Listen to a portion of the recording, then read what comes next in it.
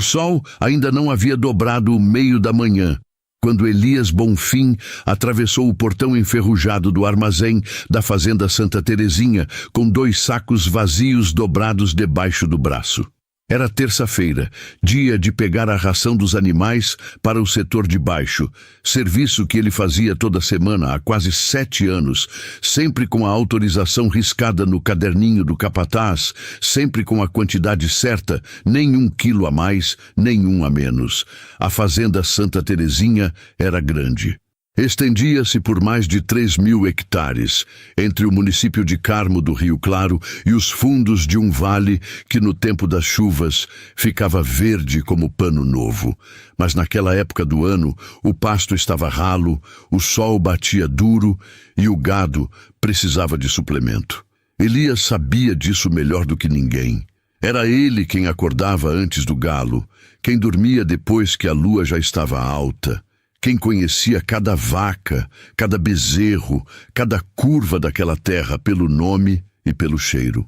Ele trabalhava para o fazendeiro Benedito Lacerda desde os 31 anos, quando chegou à região vindo de 3 Corações, com a esposa Damiana e o filho Arthur, que tinha então 4 anos. Veio com um pouco mais do que a roupa do corpo e uma recomendação verbal de um primo distante. Benedito o contratou na hora, porque precisava de alguém que não tivesse medo de trabalho duro. E Elias nunca decepcionou. O problema era Geraldo Mota, o capataz. Geraldo tinha chegado 2 anos antes, trazido por indicação de um sobrinho de Benedito que morava na cidade. Era alto, de bigode fino, vozeirão de quem gosta de ser ouvido e jeito de quem nunca teve casal de boi. Não conhecia o campo como Elias, mas sabia falar bonito, sabia sorrir na hora certa para o patrão e sabia, acima de tudo, manter todo o pessoal da fazenda com medo de contrariá-lo.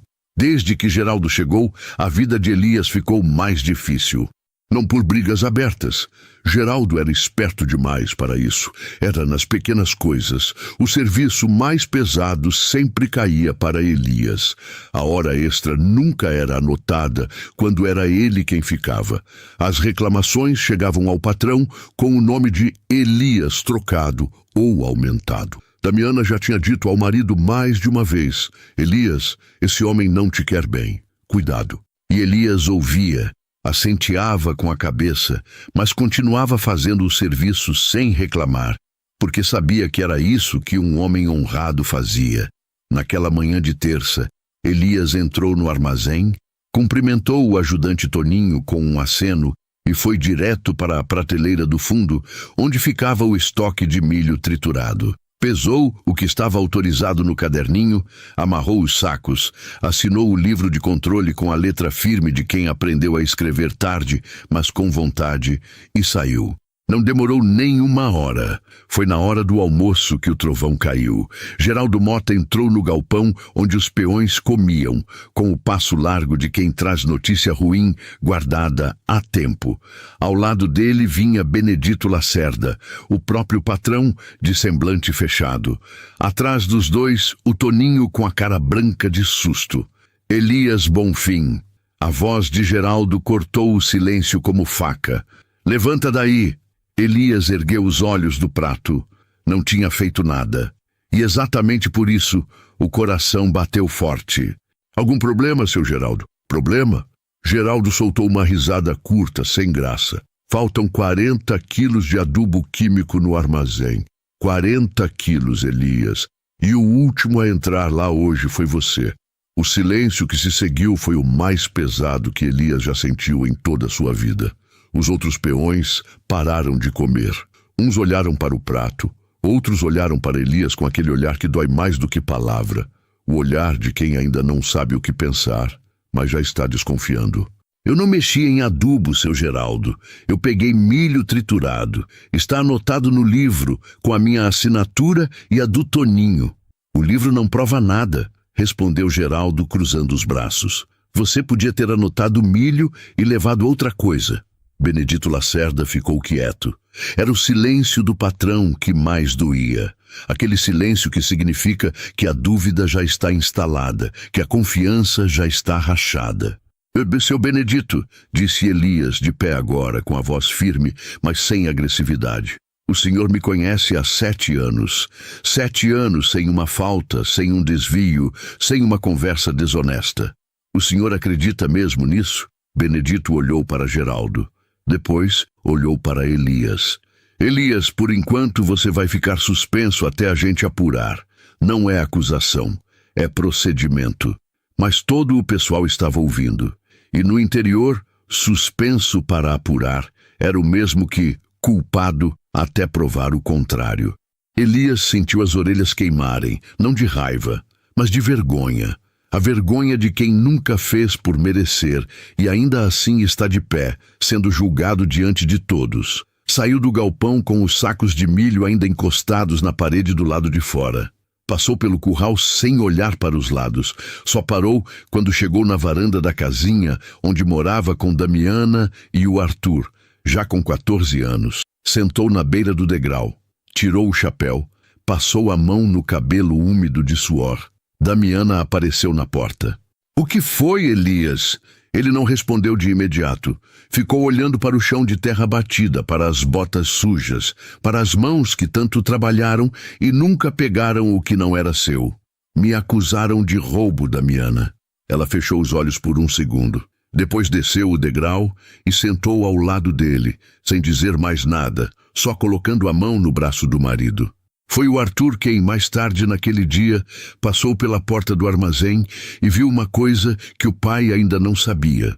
No canto alto da parede do armazém, instalada havia 3 semanas pelo técnico que veio da cidade, havia uma câmera pequena, discreta, apontada para o corredor central onde ficavam os estoques.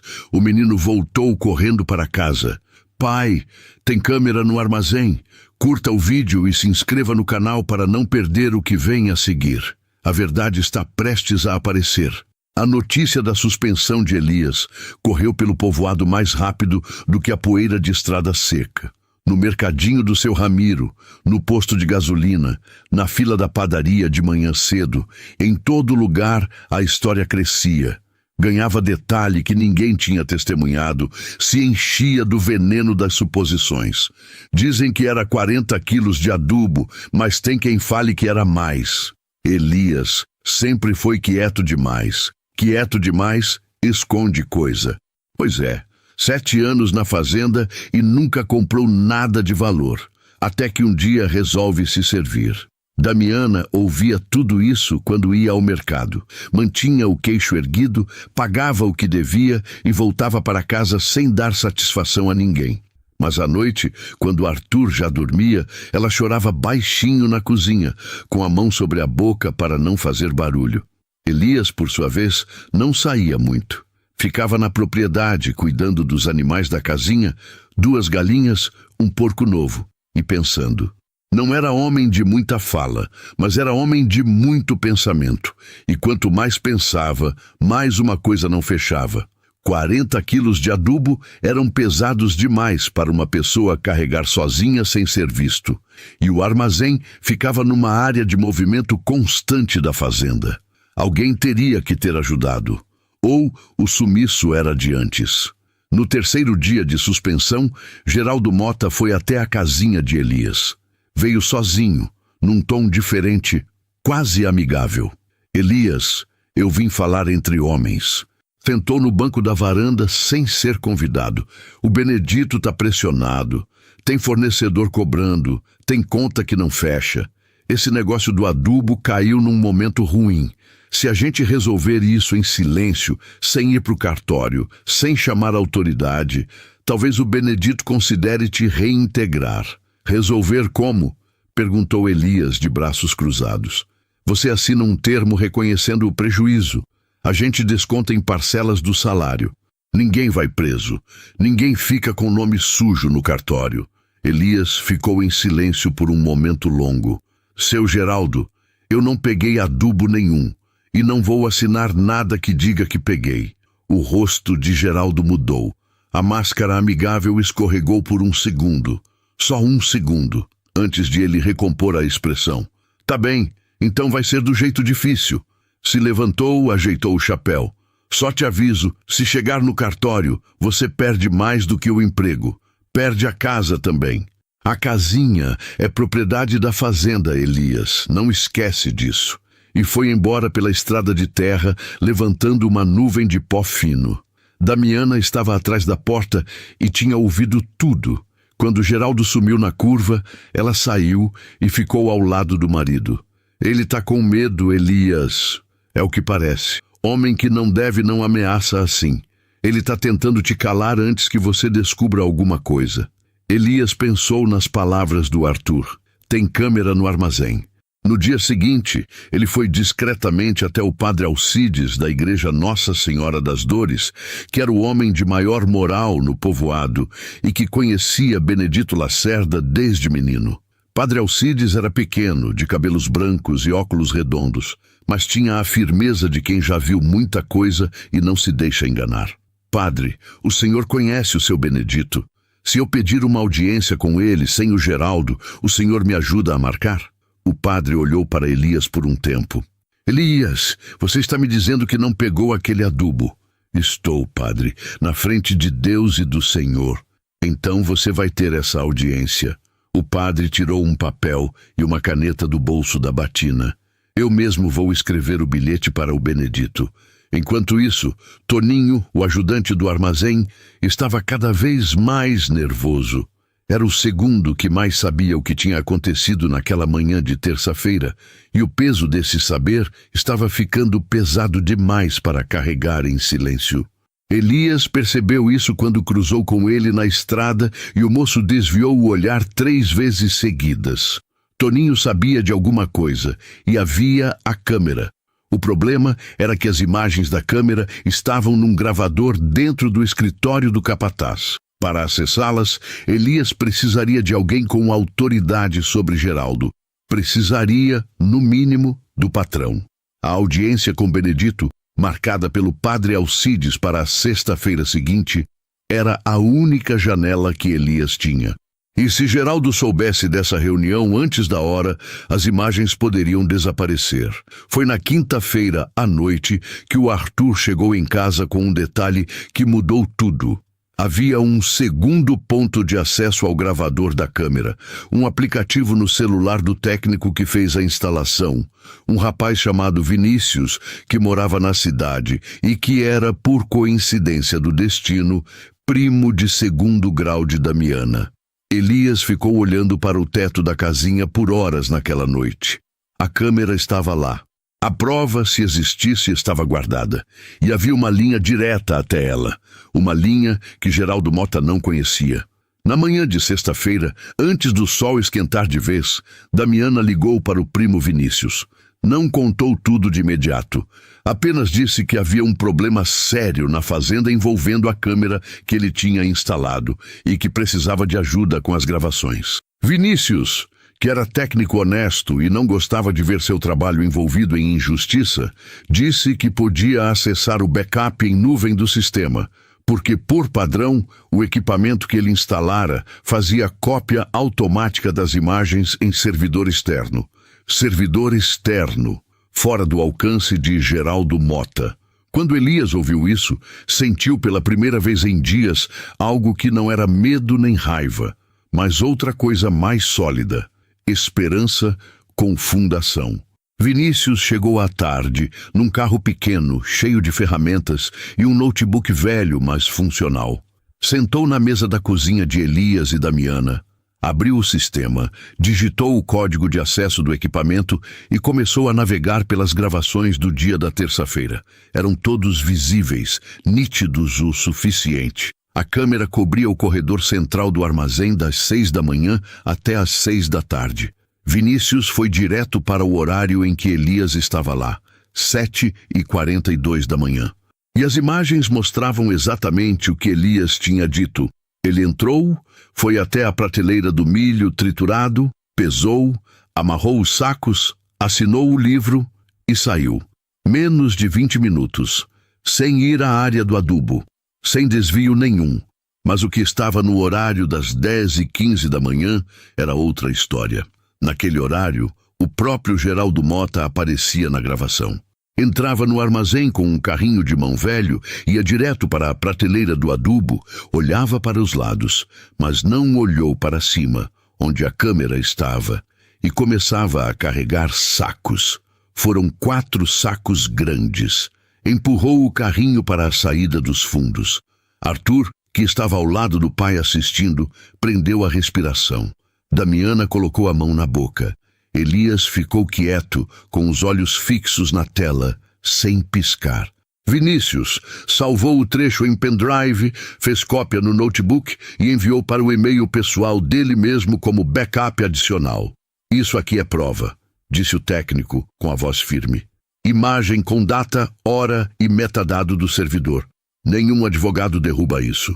A audiência com Benedito estava marcada para as 4 da tarde, na sede da fazenda. Padre Alcides chegaria às 3h30. Elias não tinha contado ao padre sobre as imagens. Queria que tudo fosse revelado no momento certo, na presença certa, sem chance de vazamento. Geraldo Mota não sabia da reunião, ou pelo menos era o que Elias acreditava. Às 3h, quando Elias estava se preparando para ir, camisa limpa, chapéu escovado, o pendrive no bolso da calça, um dos peões mais jovens, o Dinho, apareceu na cerca da casinha. Elias. O Geraldo tá falando que hoje à tarde o senhor foi chamado na sede e que vai ser mandado embora de vez. Tá dizendo pro pessoal que o patrão já decidiu. Elias olhou para o menino. Obrigado, Dinho. É mentira isso, seu Elias? Hoje à tarde a gente vai saber a verdade. Você pode ir lá? O menino assentiu, sem entender bem, mas com os olhos brilhando da mesma forma que os olhos de quem sente que algo importante está para acontecer. Às 13h45, Elias entrou na sala da sede da fazenda. Padre Alcides já estava sentado em frente a Benedito Lacerda, tomando café.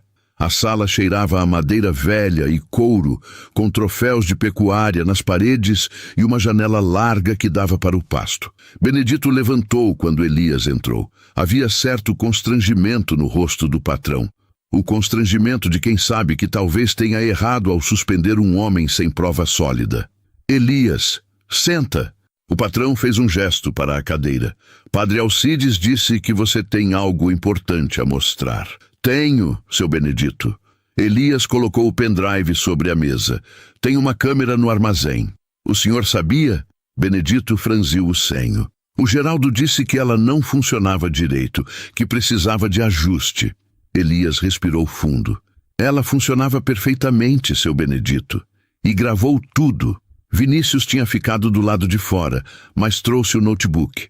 Entrou quando Elias o chamou, conectou o pendrive e abriu o arquivo. A sala ficou em silêncio absoluto enquanto as imagens passavam na tela. Benedito Lacerda assistiu sem dizer uma palavra. Padre Alcides fechou os olhos por um instante, como quem pede paciência ao céu. Elias ficou de pé, com o chapéu nas mãos, sem olhar para a tela. Já sabia o que estava lá. Quando o vídeo terminou, Benedito ficou olhando para a tela apagada por um tempo que pareceu muito longo. Isso é o Geraldo, disse o patrão com uma voz diferente, mais velha de repente. É o Geraldo, seu Benedito. O patrão se levantou devagar, foi até a janela, ficou olhando para o pasto. As costas largas de homem acostumado a carregar fazenda estavam curvadas por um peso que não era físico. 7 anos, Elias, 7 anos que eu tenho você aqui, e foi na sua honra que eu duvidei. Foi, seu Benedito. Me perdoa. Padre Alcides colocou a mão no ombro do patrão. Elias ficou quieto. Não era hora de fala longa. Era hora de deixar a realidade se assentar, como a poeira depois que o vento passa. Mas havia ainda o que fazer. Geraldo Mota não sabia que a virada tinha acontecido. Estava na fazenda, mandando como sempre, convicto de que o pendrive não existia e de que Elias seria humilhado e expulso naquela tarde. Benedito virou para o padre. Padre Alcides, o senhor pode ficar até amanhã. Posso ficar o tempo que for preciso. Então, amanhã de manhã, a gente resolve isso. com o escrivão, com testemunha e com Deus como juiz. Naquela noite, a sede da fazenda Santa Terezinha ficou com luz acesa, mais tempo do que o costume. Benedito Lacerda sentou com o advogado de sua confiança, o doutor Saulo, que veio de Carmo do Rio Claro, trazendo pastas, selos e uma expressão séria de quem não gosta de perder tempo. Padre Alcides ficou no quarto de hóspedes. Elias voltou para a casinha e contou tudo para Damiana, que ouviu em silêncio, com as mãos cruzadas no colo, os olhos úmidos, mas a boca firme. É o que eu sempre disse, ela falou no fim. A verdade tarda, mas não falha. Pois é. Elias olhou para o filho que dormia no canto. Mas agora preciso ter cuidado. Geraldo é esperto. Se ele perceber alguma coisa antes da hora, pode tentar sumir com algum papel, culpar alguém, inventar uma história nova. Era uma preocupação legítima. Geraldo Mota tinha acesso ao escritório do capataz, onde ficavam os registros de estoque, as notas de entrada e saída de insumos, o livro de controle. Se ele alterasse qualquer coisa antes da reunião do dia seguinte, criaria confusão documental suficiente para embaralhar a situação. Elias pediu ao doutor Saulo, por recado que o Dinho levou à sede, uma coisa simples, que naquela noite o escritório do capataz fosse trancado com outro cadeado sob a alegação de manutenção de inventário. Benedito autorizou. O próprio Benedito foi lá, trocou o cadeado e ficou com a chave no bolso. Geraldo não percebeu. Estava jantando na casa que lhe era destinada na fazenda. Confortável, convicto de que o dia seguinte seria o último de Elias Bonfim naquelas terras. De manhã cedo, porém, as coisas começaram a se mover. O Toninho, que dormiu mal pela segunda noite seguida, acordou com um peso que já estava ficando insuportável. Era jovem, tinha 23 anos, e não era homem ruim. Era homem fraco, que tinha feito uma escolha errada por medo e agora carregava as consequências disso. Na semana anterior ao sumiço do adubo, Geraldo o tinha chamado em particular e pedido que ele não reparasse nos movimentos do armazém na manhã de terça. Em troca, Geraldo prometeu recomendar o nome de Toninho para uma vaga melhor na fazenda de um cunhado seu, na região de Passos. Toninho tinha concordado. E agora, sabendo que havia imagens, sabia também que o silêncio dele tinha um prazo de validade muito curto. Às 7 da manhã, o Toninho bateu na porta da casinha de Elias. Seu Elias, eu preciso falar. Elias abriu a porta, olhou para o moço pálido com olheiras fundas e recuou para deixá-lo entrar. Sentaram na mesa da cozinha. Damiana pôs café sem ser pedida e ficou de pé perto da pia, ouvindo. Toninho contou tudo, que Geraldo o had chamado, que havia prometido a vaga, que ele ficou na entrada do armazém de sentinela enquanto Geraldo carregava os sacos pela saída dos fundos, que o adubo tinha sido vendido para um intermediário da cidade que pagava à vista e sem nota, que não era a primeira vez. Havia 3 meses antes, tinha assumido uma quantidade de semente tratada que também foi debitada em desvio não identificado nos registros. Você vai repetir tudo isso na frente do patrão e do escrivão? Perguntou Elias. Toninho engoliu em seco. Vou. Eu sei que vou pagar por isso, mas não aguento mais carregar. Você errou, Toninho, mas errou por fraqueza, não por maldade. Há diferença. O rapaz abaixou a cabeça. Às 9 da manhã, a reunião foi convocada na sede. Benedito mandou chamar Geraldo com um pretexto neutro. Assunto de inventário do armazém. Exatamente a frase que não deixaria Geraldo suspeitar de nada até o último momento. O doutor Saulo estava sentado à mesa com sua pasta aberta, caneta na mão. O padre Alcides estava numa cadeira encostada na parede. Elias estava de pé ao lado da janela. Geraldo Mota entrou com o passo de sempre, largo, seguro, chapéu inclinado para o lado. Olhou para Elias e um sorriso fino atravessou seu rosto. O sorriso de quem acha que ganhou. Bom dia a todos. Olhou para o doutor Saulo. Doutor, veio cuidar da papelada da demissão. Doutor Saulo não respondeu. Apenas abriu a pasta e colocou sobre a mesa uma folha impressa. Senhor Geraldo Mota, estou aqui para registrar, na presença de testemunhas, os seguintes fatos. E o doutor começou a ler. A data, o horário, a descrição do que as câmeras registraram. O depoimento de Toninho, já redigido em documento assinado. A relação dos estoques desaparecidos nos últimos 3 meses. O rosto de Geraldo foi mudando, à medida que as palavras preenchiam o silêncio da sala. O sorriso sumiu primeiro. Depois, a postura segura. Depois a cor do rosto, que foi ficando cinza como cal velha. Isso é uma armação. A voz saiu grossa, mas trêmea. O Elias armou isso, é claro. O Toninho é testemunha comprada. O Toninho está aqui, disse Benedito Lacerda com a voz mais fria que Elias jamais ouvira do patrão. E as imagens falam por si. Você não olhou para cima, Geraldo. A frase caiu como pedra em poço fundo. Você não olhou para cima. Geraldo ficou em silêncio. Os olhos correram pela sala. Para o padre, para Elias, para o advogado, para Benedito. Procurando saída, não havia nenhuma. Geraldo Mota, disse o doutor Saulo, recolhendo os papéis com calma. O senhor tem até o fim desta reunião para assinar o termo de reconhecimento de prejuízo. Caso contrário, esse material vai para o cartório esta tarde e depois para a delegacia. A escolha é sua. O silêncio na sala da sede da Fazenda Santa Terezinha tinha a textura de algo que está prestes a partir. Era o silêncio de 7 anos de injustiça chegando ao fim. Era o silêncio de Geraldo Mota, percebendo que o chão que ele construiu sobre a mentira estava cedendo debaixo dos pés. Geraldo tentou ainda, com a última reserva de arrogância que lhe restava, uma manobra de distração. Tudo bem, disse ele, com a voz mais controlada, mas ainda arranhada por dentro. Vamos supor que a câmera mostra o que vocês dizem. Isso não prova intenção. Eu estava fazendo um serviço para a fazenda, levando material para outro galpão e alguém tirou de contexto. Dr. Saulo abriu outra folha. Para qual galpão, Sr. Geraldo? Porque os registros de movimentação interna de insumos não registram nenhuma transferência nessa data. E o adubo não está em nenhum outro galpão da fazenda. Nós verificamos ontem à noite. Geraldo cerrou os dentes. Tem mais, disse Benedito, levantando da cadeira com um peso de homem que finalmente entendeu o quanto tinha sido enganado. Eu liguei ontem para o meu sobrinho, o Fábio. Perguntei por que ele tinha indicado você para cá.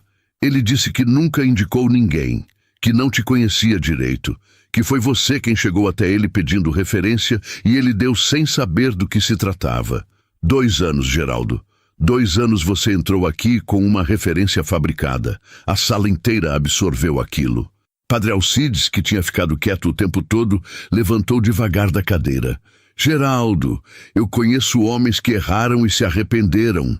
E conheço homens que erraram e continuaram errando até que o erro os engoliu. Você ainda tem a chance de ser o primeiro tipo, mas ela está fechando agora enquanto a gente fala. Geraldo olhou para o padre. Algo no rosto do velho sacerdote, não um julgamento, mas uma tristeza honesta, pareceu alcançar um lugar que a ameaça do advogado e a frieza do patrão não tinham conseguido. Por um segundo, o capataz pareceu menor. Pareceu, por um segundo apenas, um homem cansado de si mesmo. Então assinou o termo. 3 folhas. Reconhecendo o desvio dos 40 quilos de adubo, reconhecendo o desvio anterior de sementes, assumindo responsabilidade pelo prejuízo financeiro calculado pelo Dr. Saulo.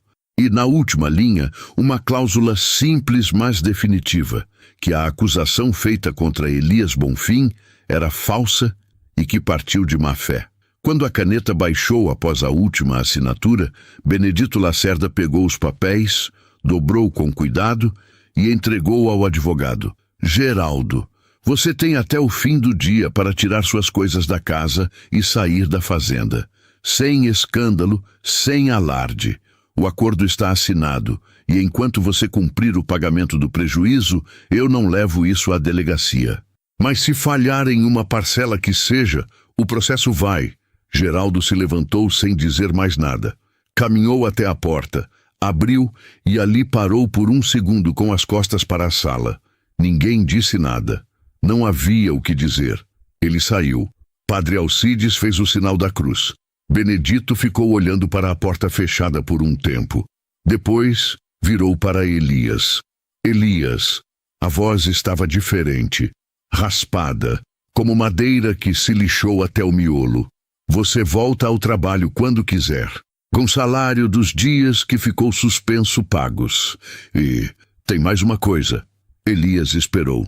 Tem 1 ano que eu estou pensando em aposentar o cargo de capataz e criar uma função de gerente de campo, com salário maior e casa nova. Eu estava esperando a hora certa de oferecer isso a alguém. Benedito olhou para ele. A hora chegou.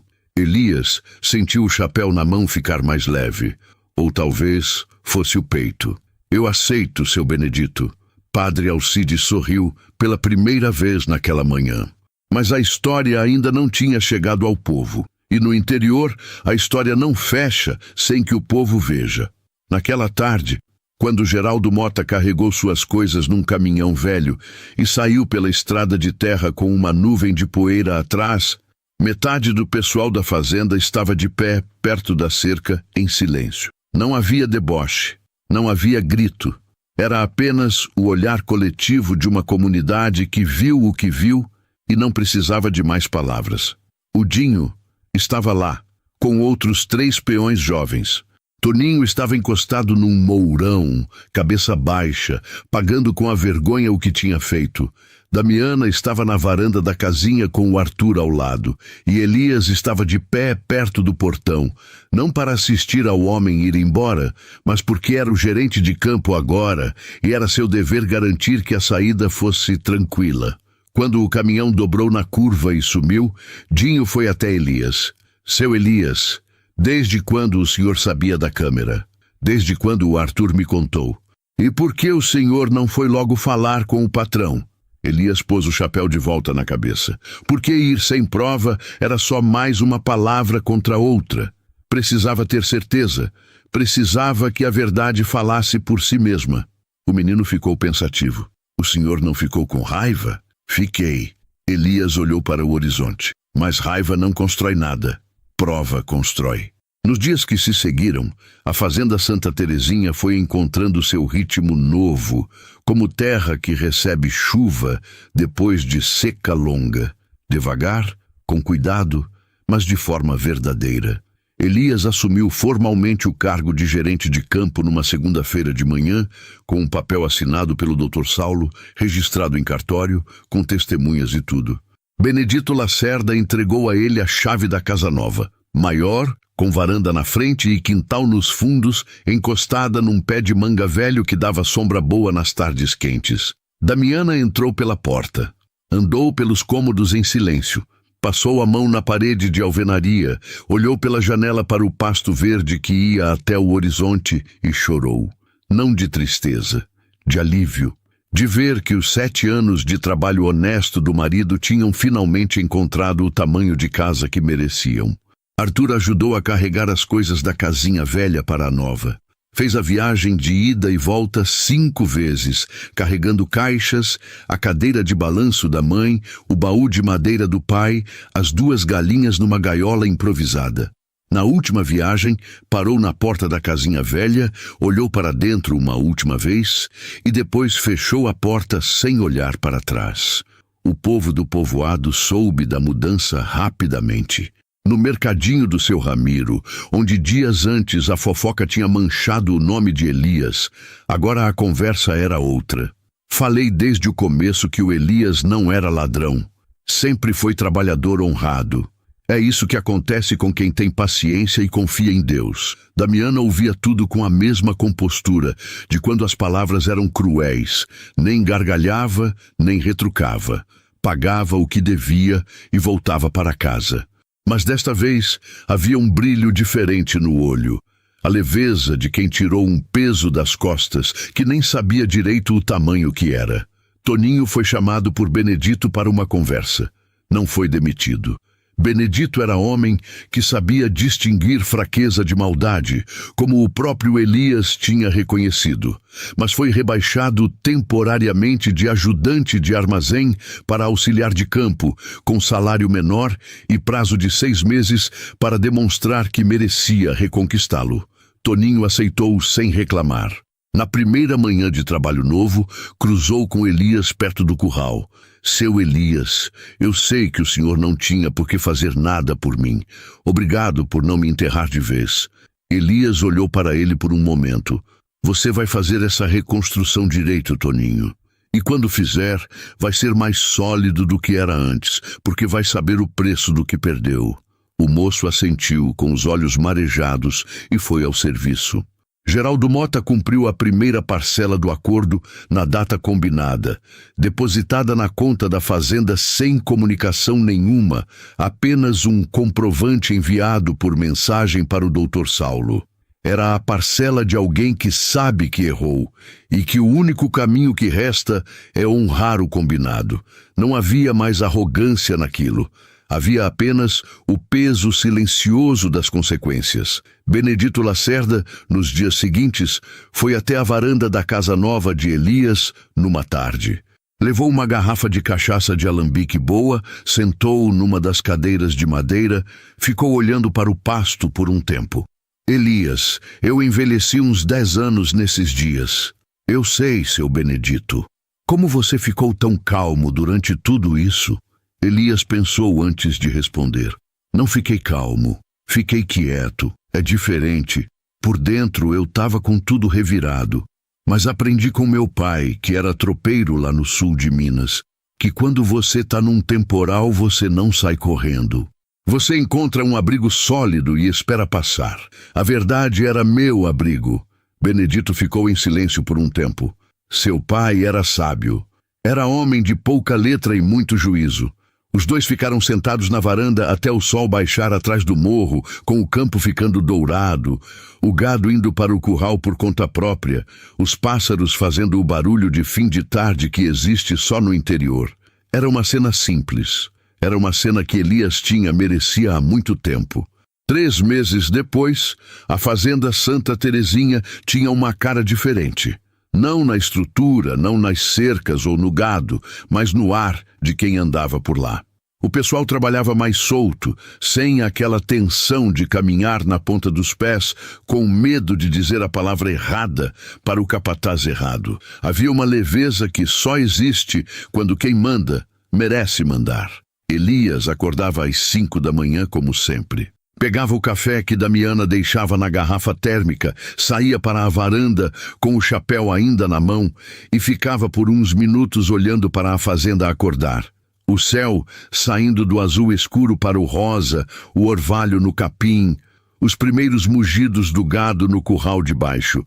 Era o mesmo ritual de 7 anos atrás, mas agora tinha um peso diferente, uma presença diferente, como se o mesmo gesto carregasse uma gratidão que antes não cabia nele.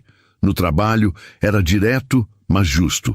Sabia o nome de cada peão, sabia o que cada um precisava, sabia quando cobrar e quando poupar.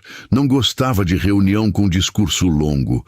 Preferia chegar perto, olhar no olho, dizer o que tinha que dizer e confiar que o homem ia fazer. E funcionava. Porque quando quem manda foi peão, sabe exatamente o que o peão carrega. Arthur entrou no 2º semestre numa escola técnica de agropecuária em Carmo do Rio Claro. Ia de ônibus 3 vezes por semana. Chegava em casa com um caderno cheio de anotação e perguntas que o pai tentava responder. Elias não tinha ido além do fundamental, mas ouvia o filho com atenção de quem sabe que educação é o que ele mesmo nunca teve direito e que aquele menino não ia ter a mesma lacuna. Pai, na aula de hoje o professor falou de manejo rotacionado de pastagem. A fazenda faz isso? Faz, mas de forma antiga. Você estuda e me ensina o novo. O menino sorriu. Era um sorriso que Damiana guardava como tesouro. O sorriso do filho confiante, do filho que acredita que o pai tem espaço para ele crescer também. Padre Alcides passou pela fazenda numa tarde de sábado, não por motivo nenhum específico. apenas para visitar. Tomou café na varanda com Elias e Damiana, perguntou pelo Arthur, comentou sobre a chuva que vinha chegando mais generosa aquele ano. Elias, eu tenho pensado muito naquele dia lá na sede. Eu também, padre. O que você sentiu quando o Geraldo saiu pela porta? Elias ficou em silêncio por um momento. Senti que eu não queria mais nada dele. Nem que ele me pedisse desculpa, nem que ele sofresse mais. Só queria que fosse embora e eu pudesse continuar meu trabalho. Isso tem um nome, disse o padre. Qual? Paz. Elias assentiu devagar, como quem reconhece algo que estava presente, mas ainda não tinha palavra para chamar. Geraldo Mota, soube-se depois, foi trabalhar em uma fazenda menor em outro município, numa função menor, sem o status de capataz. Cumpria as parcelas do acordo mês a mês. Não voltou ao povoado, não mandou recado. Havia, naquele silêncio, a única forma de honra que ainda lhe restava. A honra de cumprir o que assinou e não tentar reescrever o que aconteceu. Na festa de Nossa Senhora das Dores, em agosto, Elias foi com a família à missa. Era a primeira vez em meses que entrava na igreja sem carregar nenhuma acusação no nome. Sentou no banco de madeira velho com Damiana de um lado e Arthur do outro. Ouviu o padre Alcides falar sobre justiça e misericórdia e ficou olhando para a imagem da santa, iluminada pela luz das velas. Na saída, o seu Ramiro do mercadinho veio apertar a mão dele. Elias, eu quero te pedir desculpa. Fiquei espalhando conversa que não devia. Seu Ramiro, não tenho que pedir desculpa. O senhor não sabia. Ninguém sabia, mas mesmo assim, tá perdoado, mas agora me arranja um desconto no feijão que o preço subiu demais. O velho riu. Elias riu também. Era uma risada curta, de homem que não costuma rir muito, mas quando ri, é de verdade. Na volta para a fazenda, a estrada de terra tinha a textura boa de quem acabou de receber uma chuva fina. O carro velho de Benedito que ele emprestara para Elias ir à festa levantava uma lama leve nas curvas. Damiana dormia no banco do passageiro com a cabeça encostada na janela. Arthur dormia atrás. Elias dirigia em silêncio, com o cotovelo na janela aberta, o ar fresco da noite de interior batendo no rosto. Via as luzes da fazenda ao longe, no alto do morro. A casa nova dele, com a janela da cozinha ainda acesa porque o Arthur tinha esquecido de apagar antes de sair. Aquela luz era dele, aquele teto era dele, aquele nome, Elias Bonfim, gerente de campo, homem honrado, era dele. Não tinha sido fácil, tinha custado 7 anos de trabalho sem reconhecimento, uma semana de humilhação pública, noites sem dormir e o peso de ser julgado por algo que nunca fez. Mas tinha custado também a decisão de não baixar a cabeça quando seria mais fácil assinar o papel e engolir a injustiça. A decisão de esperar a prova aparecer. A decisão de acreditar que a verdade tinha peso suficiente para se segurar sozinha quando chegasse a hora. E ela tinha chegado. Elias entrou pelo portão da fazenda, estacionou o carro, apagou o motor. Ficou por um momento no silêncio da noite do interior. Grilo, rã, o vento no eucalipto do lado de fora, o mugido distante de alguma vaca, e pensou no pai tropeiro que nunca teve fazenda nem cargo, mas que ensinou que um homem vale pelo que não faz quando ninguém está olhando. Não sabia se o pai teria orgulho, mas sabia que não teria vergonha. E por aquela noite era o suficiente. Se essa história chegou no seu coração, deixa o like e se inscreve no canal. Sua inscrição nos ajuda a continuar trazendo histórias assim. De onde você está assistindo nossas histórias? Conta pra gente aqui nos comentários.